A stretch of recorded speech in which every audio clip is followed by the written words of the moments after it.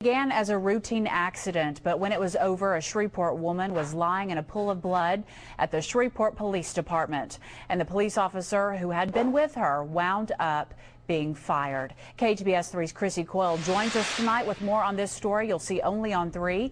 Chrissy, this was all caught on videotape? Well, Jody, at least some of it was, but a lot of this case revolves around what wasn't caught on tape. We want to caution you, some of the video you're about to see is very graphic. After Angie Garbarino had a wreck, Shreveport police took her in on suspicion of DWI. As this video shows, she was very argumentative. You're not going to let me call anybody. You're not going to let me call anybody. No, I need to call somebody. While ago, we have some rules we need to follow. We need some rules, and I have rules too.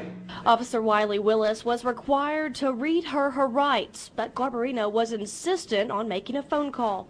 You've got to let me call somebody. No, I'm calling you. You can't not let me call anybody. You can't. Put your hand behind the back. Are you serious? Oh my God, you know. The rules you have to follow. At this point, the officer did not take her to jail, and things got worse. I have a right to call somebody right now and know that. Is this on the record? Yes, ma'am. It's good. Stop pulling away from me. No, I'm gonna. Don't you touch me again. Don't you touch me again. Garbarino later got up to leave. Get away from me! Get away from me! Get away from me! Ow!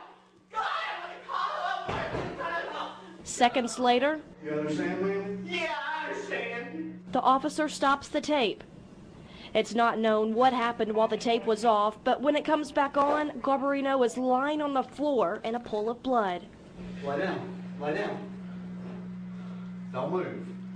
Another officer comes in to look at Garbarino, then walks out. Garbarino's lawyer says she suffered a broken nose, a severe cut on the forehead, 2 broken teeth, and bruises on her arms and shoulder. Attorney Ron Machota says Garbarino was not driving drunk that night. As to what happened at the police station, he says, quote, the whole situation could have been avoided if the officer had followed procedure. Now, Officer Willis was fired a little earlier this month. His attorney, Aaron Brainerd, says the officer did not beat Garbarino and that her injuries were caused when she fell while being taken to jail. After she refused the breathalyzer test, he turned, in accordance with standard procedures, he turned off the video and saved it. And at that time, she tried to leave the room again. He tried to stop her, and in that process, she fell and injured herself. Although very unfortunate, her injuries were caused by her own erratic behavior, her failure to comply with lawful, reasonable, and standard instructions for arrested persons. Now, Brainerd says Willis turned the camera back on to document her injuries. Police administrators decided not to file charges against the officer, saying no one knows for sure what happened. Police Chief Henry Whitehorn issued a statement saying it was something that needed to be handled internally. Jody says there was not enough evidence to pursue criminal charges.